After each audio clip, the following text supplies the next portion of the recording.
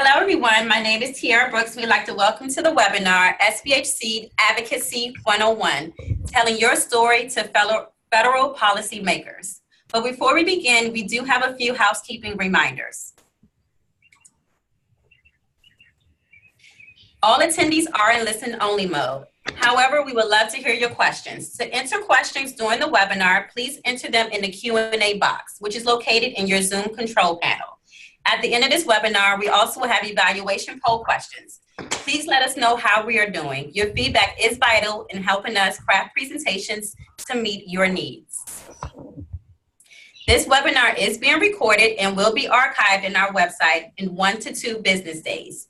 Please visit our website at School-Based Health Alliance for additional archive webinars for topics such as the ones you are currently viewing on your screen. I will now turn it over to our presenters, Megan and Brooke. Hi, everyone. Thank you so much for joining us today. This is Brooke Lehman, and I will do a quick introduction of myself and then pass it over to Megan for her introduction. As you can see, I'm a social worker and an attorney, and I've worked in school-based health centers as a mental health provider, as well as helped to start several. And so I feel as if I'm kind of embedded into the school-based health center field. Now, of course, Megan and I work alongside the Alliance to try and advance federal policies that support not just school-based health centers, but the children and families that you all serve. With that, I will turn it over to Megan. Hello, everyone. This is Megan Zuckerman. I have been working with Brooke with the School-Based Health Alliance for over a decade now, and my background is from off the Hill. So I was working for Congress and then came over to work on the other side helping all of you. So it's a pleasure to be with you guys today. Okay. We will advance. Let's see, moving on. Getting there. There we go. Okay. So today the goal is to help you all prepare to meet with federal policymakers, particularly when you're in town for this year's convention. Every 3 years, the Alliance holds their annual convention in Washington, D.C., and as part of this, we organize an Advocacy Day on Capitol Hill. This year, our Advocacy Day will be June 25th.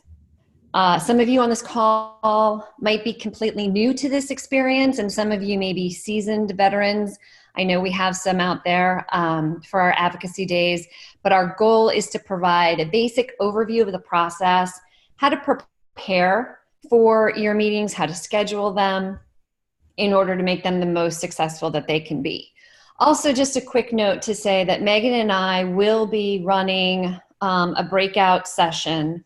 It's session D8 during the convention. It's on Monday, June 24th from 3:45 to 5 p.m. And we'd love to see you there. We're going to review some of this, but we're going to go in much greater depth in terms of advocacy in the current climate, and just greater detail on how to have your voice heard. So we look forward to seeing you there, hopefully.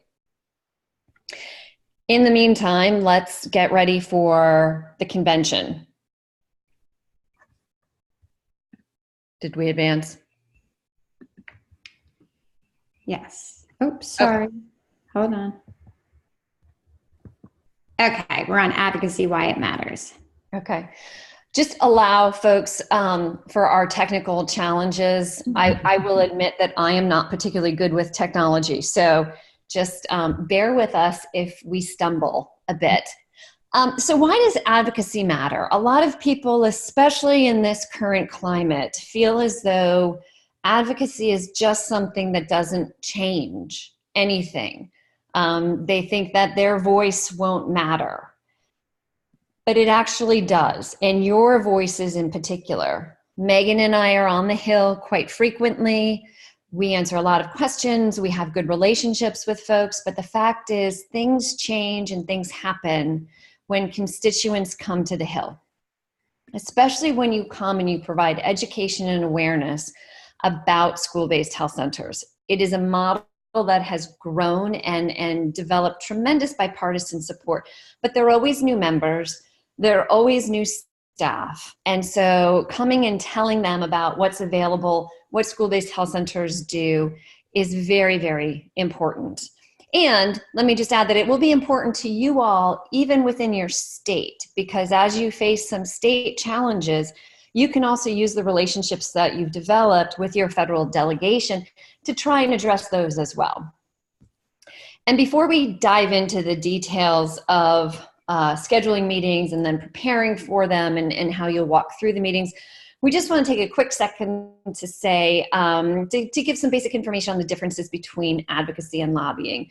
And this is a broad brushstroke. Obviously, this is a topic that one could debate, research, write about for years. But what we want you all to know is that everything that you might do during a Hill meeting, which would include talking about your school-based health centers, talking about the services that you provide, talking about the families you serve, talking about how you're financed, even. All of that is education and awareness building.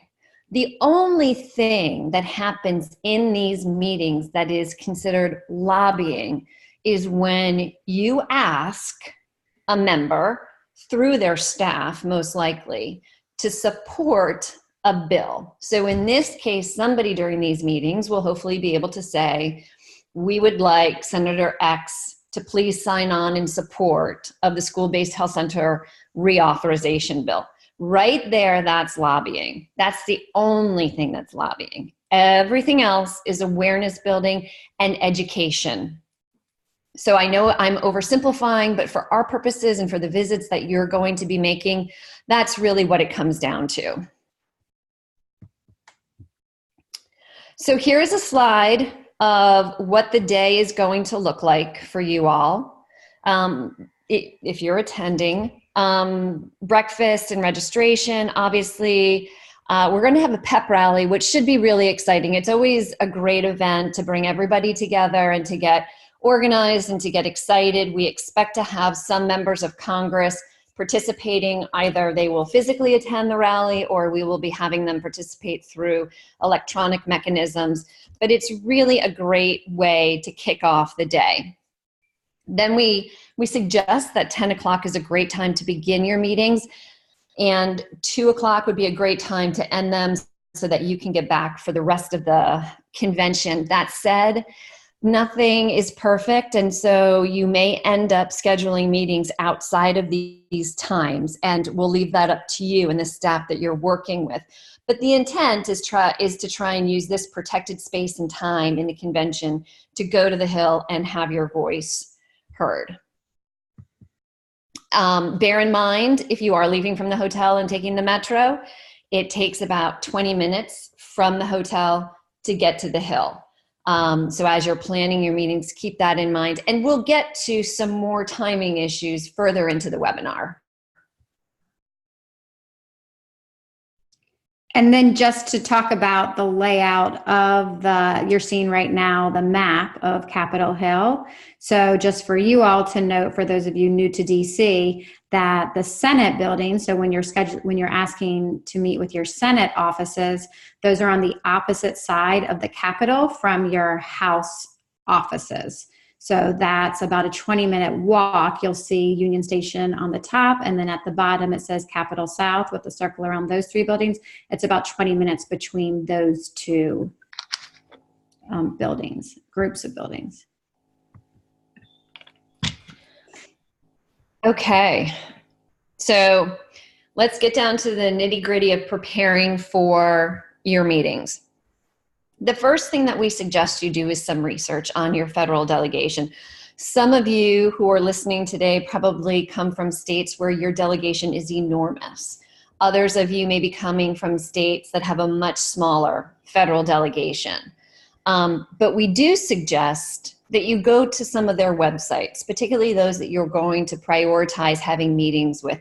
Get to know them a little bit. It gives a lot of information on their background.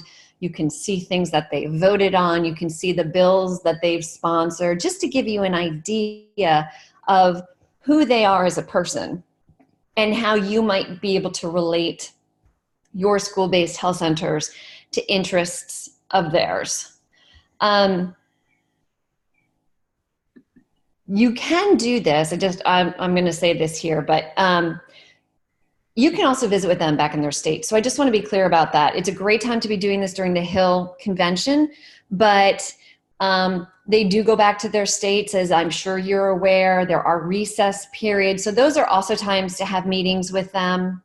We're going to talk about having visited a school-based health center later on in the presentation. But for now, just enough to say that it's a great, if they have been, that's a great thing to know, because they're already ahead. And hopefully the staff has been there, or the staff has gotten a debrief from their boss. And so there's a whole big chunk of a meeting that you don't even need to go through, because the knowledge of what a school-based health center is already there.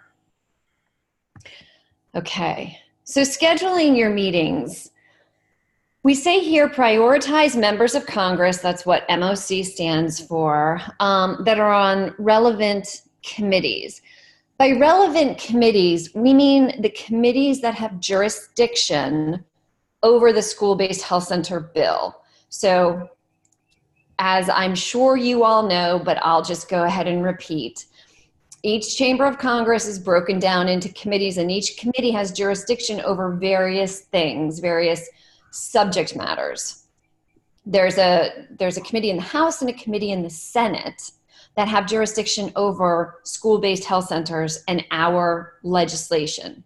In the House, that's Energy and Commerce Committee. In the Senate, it's HELP, which stands for Health, Education, Labor, and Pensions. So those are the committees that will pass our school-based health center bill. So generally speaking, we suggest that you look at those committees first to see if you have members on that.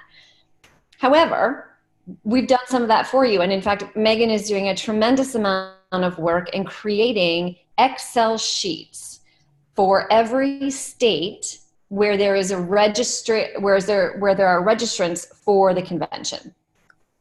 That Excel sheet will be made available to you, and it will have your entire federal delegation on there. It will also have the names of the health legislative assistants, it's a health LA, that you are going to target for a meeting. It will have contact information, and it will also note what members are on the committees of jurisdiction. So a lot of this work has already been done for you in terms of who to reach out to, who to contact, etc., and if they are on a committee of jurisdiction for the bill. If you have no members on what seem like these and are relevant committees, it doesn't mean that your meetings are unimportant. We have found champions all over the place in Congress, and even though they're not on committees, they have really served us well. A champion is a champion. So please do not feel as if your meetings with members who are not on a committee that seem important are unimportant. They're absolutely not. So use those Excel sheets. They should have all the information that you need to go ahead and start setting up your meetings. To schedule meetings, you will be getting a script that you can use for emailing. And we do suggest emailing versus calling to set up a meeting. Some of the offices don't even have front staff anymore that are answering the phone. And they'll just send you to some general inbox. And that's never going to get it done. So we do suggest emailing, and because we can provide that information for you, it should be fairly easy. You will be emailing the health legislative assistant, as we said, the health LA, and we've drafted a script email, a template of an email that you can simply plug in your own personal information to and send on out. Obviously, you can edit it however you would like, but it's there for you pre-written. Just put in your name, where you're from, your school-based health centers, and pass it along. There's a web page on the Alliance's website that will be up, And there is a button that says, if you have scheduled a meeting, click here. We are trying to keep track of all of the meetings that are happening. It is somewhat of an impossible task, but we usually can get fairly close. And that's because we'd like to see who you all are meeting with. There may be opportunities where we'll show up at a meeting because it's a meeting with a member who we've been trying to work with for quite some time, or it's leadership or something like that. But generally, we want to know who is visited, who is educated about school-based health centers, so that we know that for future reference and can go back to those members. One of the things to keep in mind as you're emailing and making these meetings, and believe me when I say we understand that this is a complex system of emails back and forth and trying to schedule and all of that. Ideally, you would schedule your house meetings in a clump and then walk over to the Senate and do your Senate meetings, or vice versa. It takes about 20 minutes to walk back and forth across the hill. So, not that you can't do that, and if you can only meet with certain people at certain times and you can't clump them in a nice, easy way for you all, that's just how that happens, which is why we also tell you to wear very comfortable shoes. But ideally, you'd like to keep them together. So, ideal world, also be prepared for any meeting that you schedule to be canceled or moved. You may hear from staff that morning, hey, I got pulled in by my boss onto something. Can we meet at X time? And then you'll just have to decide if that's something that you can or cannot do. But generally speaking, anticipate some changes to your schedule, even up into the day of the meetings. And I just want to add, as far as process goes, with all that Brooke just explained on this slide, that this year, if you've been with us in years past, we're trying to simplify things for you this year. So this year, you will be hearing from, if you are in a state where you have a state affiliate, then that person is your state captain. And so if you're in a state where there's some sort of organized school-based health center movement, or there's a group, there's someone who's a point person, then we will have already been in touch. You can assume that we will safely assume that we will have already been in touch with them. We have identified them as a state captain. They will then, your state captain will be getting in touch with you. So for those of you who are on the call again, who are in a state, in an organized state, you will hear from your state captain at some point at the end of this week or the beginning of next week, and telling you that they will be the ones to schedule the meetings for you. And they just need to know if you would like to participate. So you can just say, yes, I'd like to participate. If you are in a state that is not an organized school-based health center state, so if you're coming by yourself or with a couple of other people who are providers in a school-based health center or affiliated in some way, but it's not an organized state, then you will be hearing from us. We're going to contact you, and we're going to ask for, if there's more than one of you, we're going to ask for someone to volunteer to be that state captain for yourself and for anyone else coming from, who's registered for the convention, coming from your state, to send out these Hill meeting requests, as Brooke explained. Because what you don't want happening is, for, let's say there's 5 people in your state, you do not want all 5 contacting the staff that's in that congressional office asking for meetings. So you really need that to come from one point person. So you will either hear, again, and you can feel free to ask us questions at the end, but you will either hear from your state captain, who will organize it for you, or we're going to be calling upon you to volunteer to be a state captain so that you can organize these Hill meetings for your state. And then the state captain will have all of the information that we have compiled for you, the Excel sheets with all of the staff listed and their contact information, and the script that can just be a cut and copy to go ahead and schedule those meetings. Okay. So, Megan? Yes, we can hear you. Megan, can you hear me? Yes. Okay, so I'm sorry. Let's move on. Okay. So preparing for your meetings. As I said, so now you're in the position where your meetings have been scheduled and it's time to actually prepare to attend your meeting. We recommend that at some point, since we're going to be getting you up early that morning, you're going to be meeting as a group by state delegation for the breakfast before the pep rally, that those of you who will be traveling together as a group to the Hill, that you talk, and maybe it's even the day before, but when you're with your state participants, that you talk through what's going to be your role when you're in the meeting. So who will take the lead? And basically what our goal for you is that you're able to tell your story, your school-based health center story, what your role is in the school-based health center, how you're affiliated with the school-based health center, something personal about you and the school-based health center, and maybe a story of something from the school-based health center that you feel like would be impactful for the member to hear.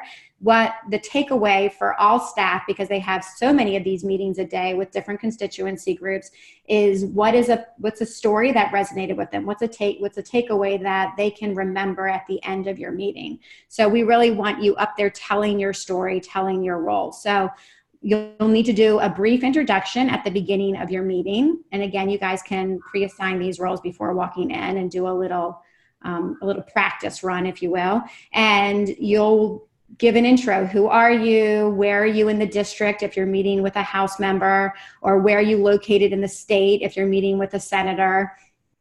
And how many school-based health centers there are. So just get a little bit of background, give them a little bit of background as to where in the state you're located. And then you can safely assume that they do not necessarily know about school-based health centers. So give them a little 101 on the model. What is it that makes the school-based health center special in your state as a safety net provider? Let them know what the work is that you do.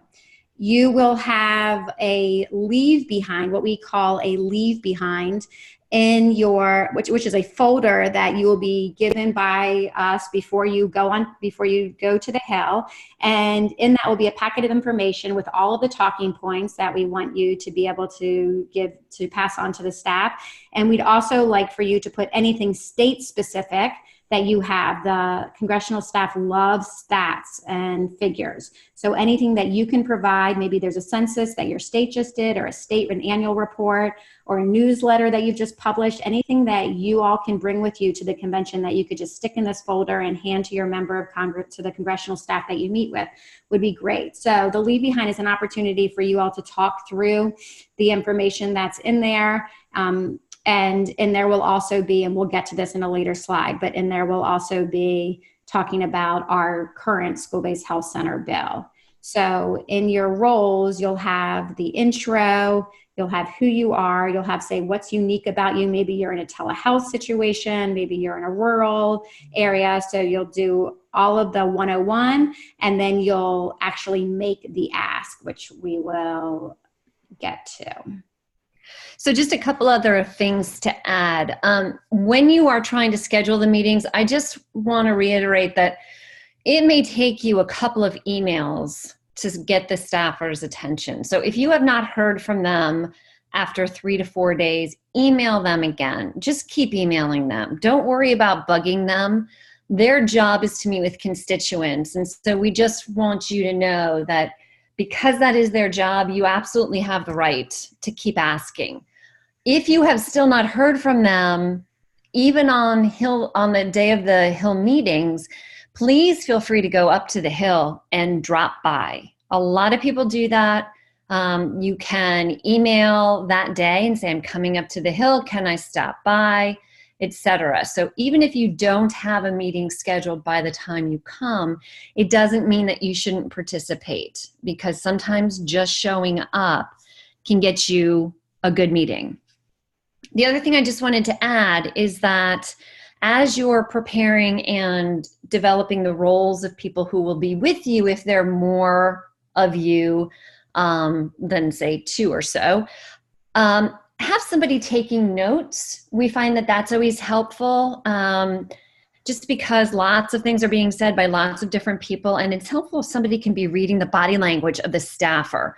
Note kind of what they're interested in, what they're taking notes on. Any questions they may ask, so that the people who are speaking can really engage in the dialogue. that just takes some of the burden of having to, talk and write at the same time off those who are going to be designated as speakers. The other thing I just want to say about doing the Hill meetings themselves is that I would have your schedule available with you printed out or on your phone, and everybody in your group should probably have that. About groups, and you'll hear this from your state captains, you'll hear this again from us. We suggest a meeting size of about 4 to 5 people and no more. And it's really more of a logistical issue than anything else. So in the House, the meeting rooms are very small. There aren't many per office. So it's better to go in with a smaller group, maybe divide and conquer among your larger group. Exceptions are if you have youth and all the youth want to come together. That's obviously a tremendous opportunity, and we wouldn't necessarily ask that they split up, but try and keep the group smaller opposed to larger. If you are going in with a larger group, then just note that to the staffer before coming, because they will have to make arrangements for those larger rooms in order to accommodate your group. Finally, make sure you have business cards with you. I have been known to forget that, and it's often like Las Vegas at the beginning of these meetings where everybody is just tossing cards out onto the table. So make sure you have business cards available to give to the staffers. And finally, depending on your schedule, you may not have time to grab some water or some food in between your meetings. So throw some stuff in your bag before you go if your schedule looks like it's going to be that busy. It's just helpful to have that available and not assume that you're going to have time. And definitely wear comfortable shoes. Okay, do you want to move on? So this is a picture of a meeting with Senator Dodd, who obviously retired quite a while ago. He was a senator from Connecticut. Here are some of our Connecticut folks. Senator Dodd and Jeremy Sharp, who's the staff, are sitting there in the back with the red tie and the hand on his face, was actually incredibly instrumental in passing our very first authorization bill. So this was a great meeting. About meeting with the members themselves, it sometimes happens. It doesn't always happen. More times than not, you're going to meet with the staff. Some people think that that's not particularly good. Actually, sometimes it's better. Meeting with the members is fun and exciting, and you may actually have a chance to have a dialogue that is rich and informative. But it's the staff who are going to be doing the work. So it's the staff that you really want to work with, be persuasive with, give information to, be responsive to, etc. There are times where staff can be very supportive and aggressive with issues and really get the attention of the member. And then, of course, sometimes members come in already interested in and direct their staff to work on a particular issue. So if you don't meet with your member, please don't feel like that's a failure of some kind. It would be more unusual for you to meet with the member than to not. And if your member does end up coming into your meeting to say hello, then they love photo opportunities. So make sure you take a picture as we captured here. Okay, so the meeting itself and what to expect. As we just said, you'll probably be meeting with the Health LA. It's entirely possible that whomever you have a meeting scheduled with that day, like I said earlier, could get pulled into another meeting by their boss, in which case you'll be meeting with somebody else. It could be the education person.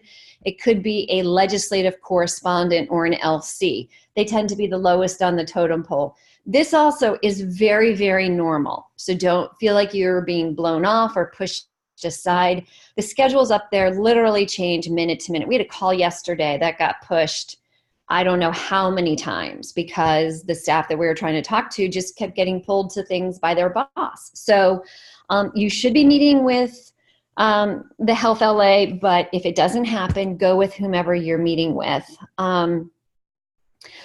These tend to be young adults They cover very large portfolios. So under health may fall many, many, many different issues. So bear that in mind as well. This is why we'd love to tell you to tell a story, because although they need data behind them to really advocate on behalf of our issues, when they're sitting in meetings minute after minute after minute, literally half an hour or less, something that's going to really get their attention and kind of snap them out of just that particular state of being, meeting to meeting to meeting, is a story.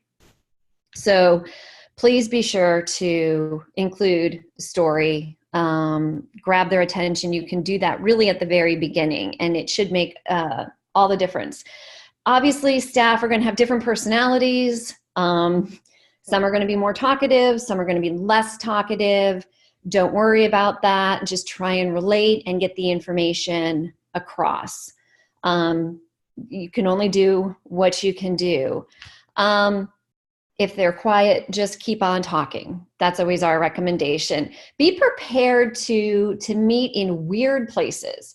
So you may, depending on the office's schedule, get to go into the member's office. And that's lovely. And there are big chairs and there's lots of pictures, and maybe they have a good view if they're more senior. So that makes for a very nice environment to have this meeting. However, you may also be meeting in the hallway. And I think it's important for you all to know that if you meet in the hallway, that is also fairly normal. These are busy offices in the house, especially. They don't have much space for these meetings. So if they have to go out into the hallway to have it, it's just how it goes. Don't be put off by that. However, what that does mean is that when you're preparing for your meetings, assume you're going to have 15 to 30 minutes. That's on average the amount of time you will get with a staff. Sometimes you get more. You can also get less. So if you plan your meeting for 15 to 30 minutes and suddenly have to condense it to about 7, have an idea of the points you want to get across really quickly and concisely and persuasively. Take what you were going to do in 30, cut it to 15. Take what you were going to do in 20, cut it to 10. So you almost have 2 versions you're prepared for, because it can be very chaotic. And one thing I think we didn't say, but is coming to mind as I'm speaking right now, is that you need to give yourself time to get through security, to get into these buildings, to get into these meetings. Some days the lines are longer than others, but allow yourself some additional time. But getting back to the space and the actual meeting itself, don't worry if you're moved about. It is just how things go up there. And although it can be awkward and challenging, just go with it and make sure you get those few really big bulleted talking points across. Okay. So the school-based health center reauthorization bill, obviously this is our major talking point. As some of you have heard through various forums through the Alliance, the school-based health center reauthorization bill was reintroduced this late winter. It had been in the last Congress, it had been introduced in the last Congress, and we had unprecedented numbers of congressional members come on in support of the bill, and it was very bipartisan. So we have tremendous momentum moving behind us in this Congress, and it's not just because of the changes in majority or minority. School-based health centers, and I've been up on the Hill talking about them for over 15 years, and I can tell you that the perception of what they are and what they do has changed dramatically, especially during this time when people are recognizing the need for additional mental health services for children and adolescents, and frankly for everybody. So school-based health centers are offering that. So they really are being seen now as a resource that people want. So talking about the bill is incredibly important. You will have talking points that we will provide for you in your folder about the bill itself. Please talk about how this school-based health center bill will impact your states. why it would be so important for this bill to pass in order to help support the school-based health centers in your state and the work that they're doing. They may have lots of questions that you don't feel that you can answer. There are federal questions about funding and who else is sponsoring and whatever it may be. Please, please, please don't feel like you need to try and answer those. Absolutely give them our contact information, which you will also have.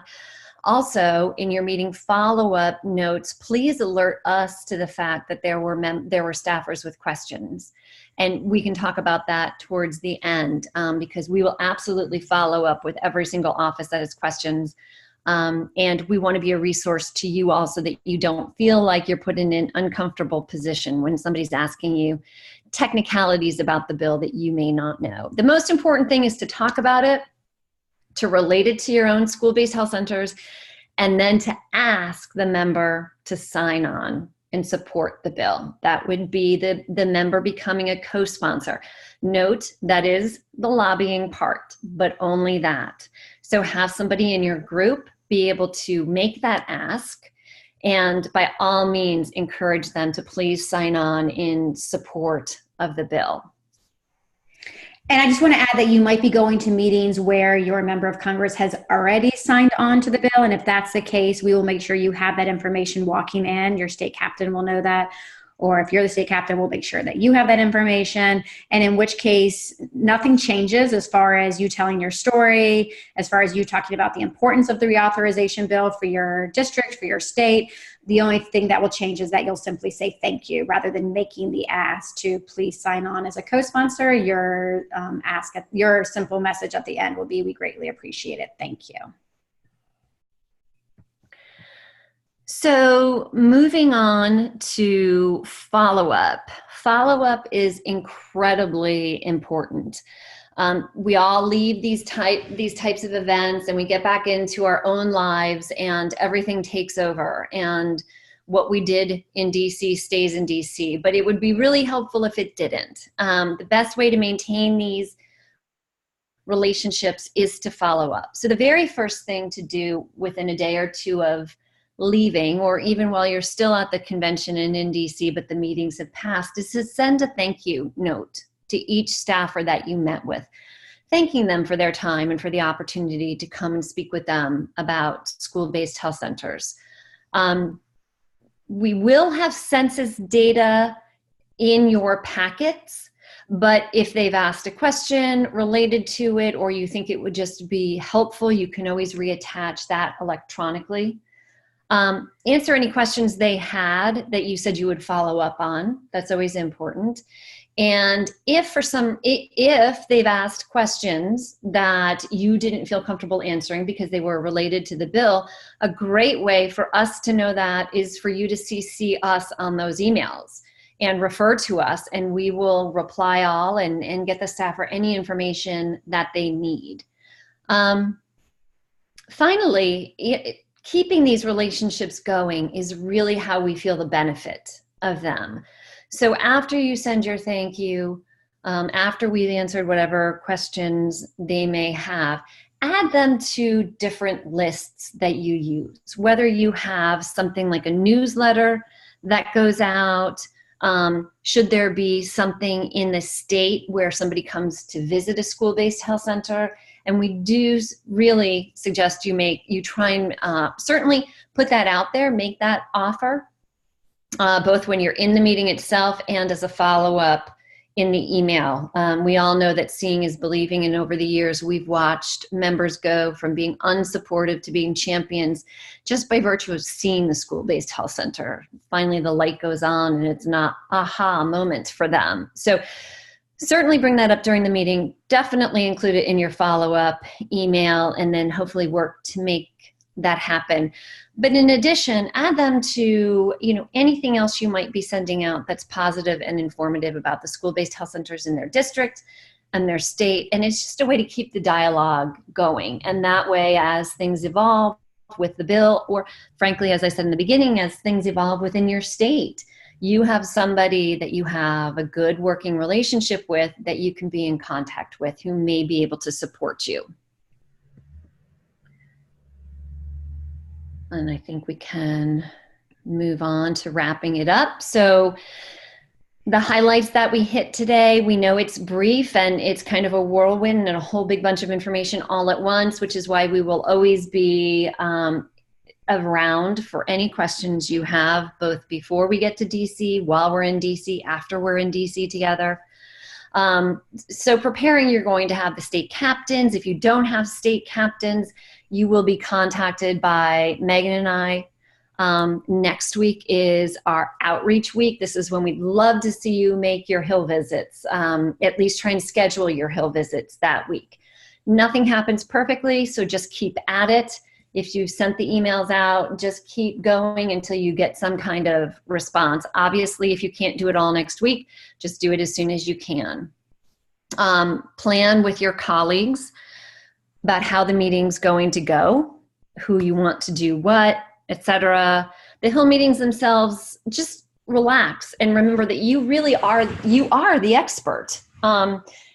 It can be intimidating if you're not used to going to the Hill. And I can fully appreciate that. However, remember that they don't know what you know. And so everything that you have to say is extremely valuable. You are also the constituent.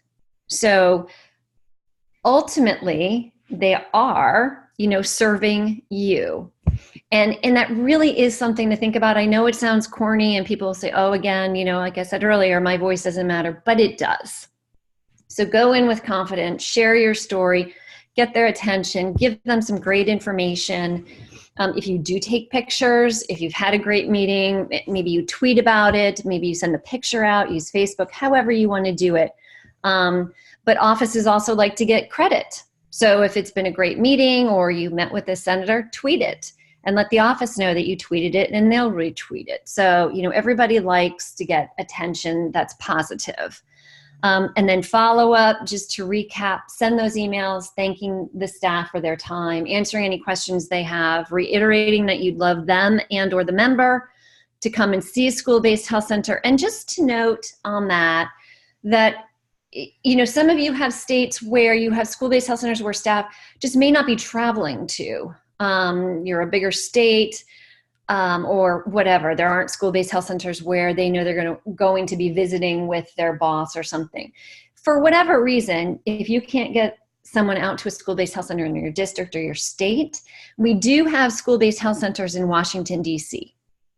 And they're excellent. And we have taken staff and members to those particular school-based health centers. So at least they get to see what the idea is. They may not be seeing one in their own state, in one of their own schools. They're at least getting to see the model. And like we said, seeing is believing. So you can always make that available to them as well. And then obviously just keep up the communication as much as you can. Stay in touch. We'll certainly give you reasons to stay in touch, but if things happen in your state, your district, for your youth, anything like that, make them aware of it.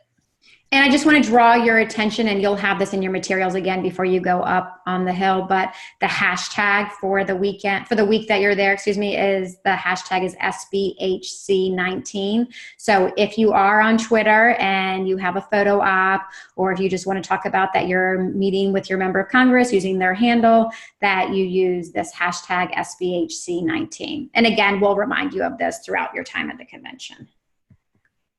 So I think at this point, we want to save some time. We know that we don't have a ton of time left, but we did want to save some time for questions that you all may have. So we will stop talking and we'll see what you all want to ask. Please feel free to ask anything.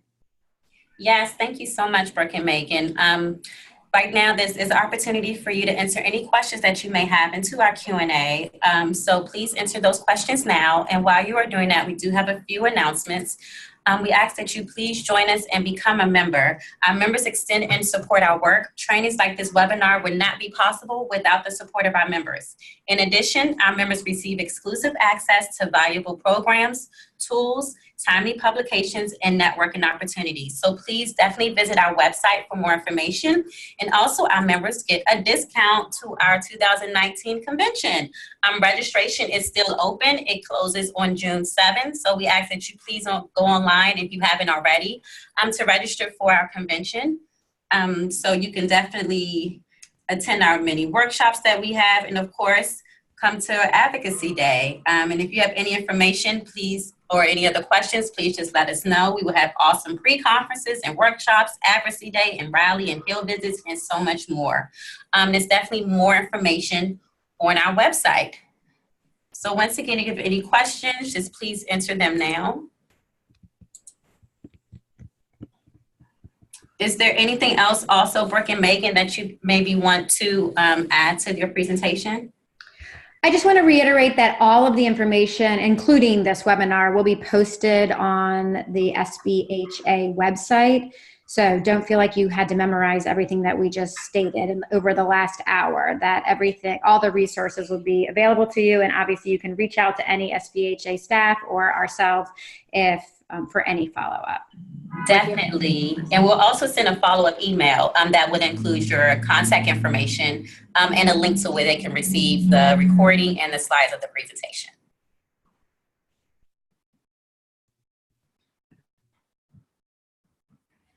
I guess I would just add, if nobody's asking questions yet, that I want to reiterate the fact that a lot of people only hear the bad stuff that's happening on the Hill and in the executive branch and the courts, and it can seem rather depressing or frustrating, whatever. And it may also appear as if nothing is actually getting done. But contrary to that, actually a lot is getting done. Congress is legislating. There are bills that are moving and being passed into law. They're not what's getting the attention right now, but things are definitely happening. We think this is a very, very good year for us to pass our bill. Not only have we already demonstrated significant support in a bipartisan manner for the bill, we have made some changes to the bill this time, which will be in your talking points, but that allows federally qualified health centers to be eligible grantees. That was not the case before for political reasons only, not because that's how we wanted it to go. But as our field has grown, and now 51% of our school-based health centers are actually FQHCs or run by FQHCs, we wanted to ensure that they could be eligible for grant money coming out of this. So we made that technical change to the bill. This will only bring us more support. And in fact, it may offer us the legislative vehicle, so another bill that's moving this year, to attach ourselves to and actually get this done. So we feel really passionate about moving this while we have the opportunity, and we really do see the opportunity being this year. So even if you're not coming to the conference, still please reach out, work with us. All members are important, and we would love to collaborate with you on what we think is a really exciting opportunity. Thank you so much. And we still don't have any questions at the moment. And some of you guys are probably processing all this amazing information. And like Brooke and Megan said, please feel free to send in those questions or anything that you may have. You can send it to them directly, and we will ensure we contact you in response to that.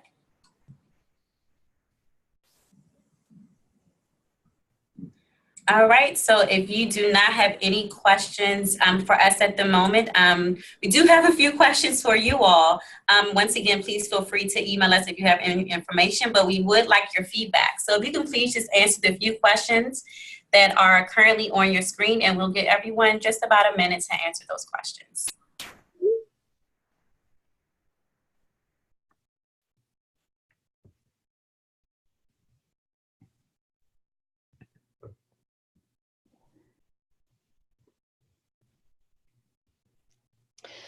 Maybe while you're doing that, if I might, I'll share a quick story with you that we heard yesterday that we thought was a great example of how a meeting that you don't think is going to work for you actually can. So there was one of our members was headed to the Hill and was meeting with an office that they knew nothing about. It was a member from a more conservative position who had not previously spoken out on school-based health centers and wasn't even sure that the member knew much about them. And she did a little research, and she actually found out that the school-based health center, one of the school-based health centers in this member's district, was closing. And so when she went to the meeting and she talked about school-based health centers and how important they are and how they serve the population that they do, she mentioned to the staffer that, by the way, one of them, at least I guess one of them, or the one in the district, is closing. And that changed the entire meeting, and it led to that person coming on as a co-sponsor to the bill. So again, it's doing just that little bit of research to figure out how you may be able to connect with that office, with that staff in ways you may not have seen before.